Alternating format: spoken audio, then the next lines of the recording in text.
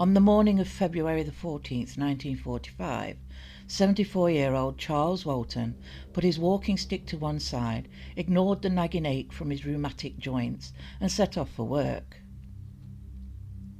On this particular day he had been hired to cut back the hedging at the first farm on the lower slopes of Meon Hill in Warwickshire.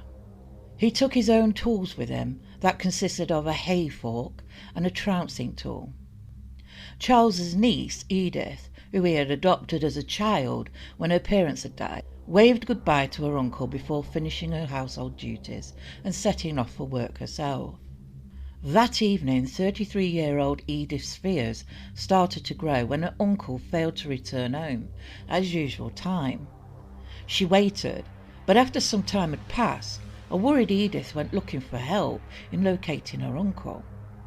She knocked on friend and neighbour, 72-year-old Harry Beasley's door. Edith told him how worried she was that Charles hadn't come home, and they both went up to the farm where they knew Charles was working.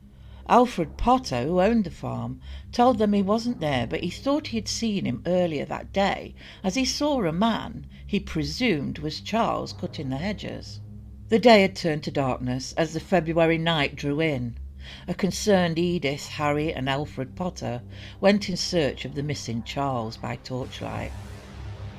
They hiked up the hill to where Charles had last been seen, and it didn't take long before they came across someone lying in the road. What they saw wasn't just horrific, it was extremely brutal. Charles lay covered in blood. He had been brutally murdered. His pitchfork prongs were embedded into his neck, and his trouncing hook lay beside him where it had been dropped after slashing his neck. His arms looked as though they were cut and bleeding from defence wounds. Looking closer, they allegedly noticed a cross had been engraved into his chest. Now this is debatable, as the coroner didn't include this in his report, so it's possibly been made up to suit the storyline. Once the police had been informed of this terrible murder, they secured the scene. The attack on Charles was so brutal it took 2 officers to remove the pitchfork. Charles's body was then taken carefully down to the village of Lower Quinton. Superintendent Alex Spooner of the Warwickshire CID took charge of the case. He hadn't seen anything like this before, and while the officers took photos and statements at the crime scene, he, while pondering the strange circumstances of Charles's death, had been directed to a book on folklore. For many, where folklore was concerned, these parts of the Cotswolds had always been steeped in mystery and superstitions. It was a place where the people had been tormented by the devil, and Celtic kings wandered the hills with their black hounds. Witches' covens, many believed, were rife around this area, and rumours started to spread that Charles was a member of one of these covens. It seems Charles's knowledge of the old country law was quite extensive, and some of his eccentricities had led people to have some suspicions about him. He had been a little eccentric and a bit of a loner, but it seemed he was well liked. Detective Superintendent Robert Fabian, the most famous police officer of the day, and his assistant Sergeant Albert Webb travelled up from London's Scotland Yard, after they had been requested by the Deputy Chief Constable of Warwickshire, who believed they had a maniac on the loose. He had also stated that Dr. Webster had given the police his early results, that Charles Walton had been killed between 1 and 2 p.m, and the only thing missing from his possessions was a metal pocket watch. An incident room was set up in Stratford-upon-Avon, and Fabian and Webb coordinated with Detective Spooner. One of the first things Fabian did was to have the entire crime scene thoroughly searched. As RAF Leamington Spa was close by, they had one of their planes fly over the area to take aerial photos of the crime scene. They then, with help from the Royal Engineers, used mine detectors to do a ground search, hoping to find the pocket watch that was missing, as there may be fingerprints on the metal casing. Unfortunately, they didn't find anything. Spooner offered up his findings from a book by J. Harvey Bloom regarding witchcraft and folklore. He told the 2 men from Scotland Yard that in 1875 a young man killed an old woman called Anne Turner with a hay fork because he believed she had put a spell on him. the man named John Haywood vowed to kill all 16 witches he believed lived in Long Compton. Fabian and Webb looked bemused at Spooner, telling him he had been in the countryside too long. Spooner, unfazed, laughed and said, "You'll soon see for yourselves." Fabian had a murder map placed on the HQ wall, and the pictures from the aerial shots was placed there too. They traced the path Charles had taken that day and would compare the suspect's tracks when they could. D.S. Saunders of the Special Branch, who could speak the languages they needed, was tasked with the question of the prisoners of war that were held in the camp close by at Long Marsden. 1,043 Italian, German and Ukrainian prisoners were questioned. Fabian and Webb questioned the villagers. They interviewed over 400 people, not just from the village, but those who had visited that day from other areas. D.S. Saunders soon had a suspect. An Italian man had been seen washing blood from his hands and clothes near the murder scene. Finding his blood-stained coat, it was sent straight to the lab to check it against a sample of Charles's blood. They checked the area the Italian man had been seen, which was very close to the murder scene, and once again used mine detectors to see if they could locate the pocket watch. But all they found was animal traps placed there by the man to catch rabbits. They then heard from the lab that the blood on the Italian man's coat didn't match Charles's. It was rabbit's blood. The man had been poaching. There had also been boot prints in the mud at the scene, and casts had been made of the prints, so they tested everyone's boots, the entire village and surrounding villages, including the POW camp. But nothing. After an exhaustive investigation, they were unfortunately getting nowhere. To make matters worse, the villagers went quiet and refused to talk anymore. Why was this? Probably because they had nothing more to say. In Fabian's own words, they hadn't seen anything, and therefore they had nothing to tell. Should they at least take a look at the witchcraft theory? It's been rumoured the police did study the books Spooner had told them about. If they did, they would have read the stories of witchcraft and folklore of the area. Could it give them some insight into the murderer? It was apparently thought that if you killed the person who had cast a spell on you and engraved a cross on their body, the spell would be broken.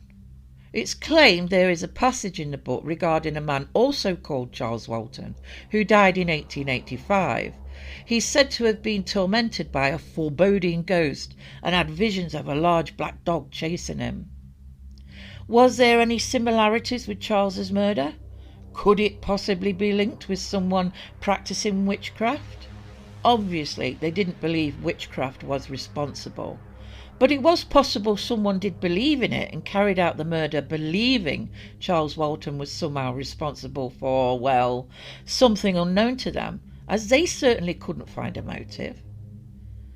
The police had taken over 4,000 statements and exhausted all avenues, but they were getting nowhere. After a month, a defeated Fabian and Webb returned to Scotland Yard. But Fabian did have a prime suspect, the farm owner Alfred Potter, who Charles had gone to work for that day. Potter had known Charles for around 5 years and often employed him to trim back the hedges. When Potter was interviewed twice, the interviewing officers remarked on how nervous he was. He had mentioned seeing someone he thought to be Charles after visiting the local pub that afternoon. He had seen the person standing in the field close to where Charles had been working. He was in shirt sleeves, so he just presumed it was Charles.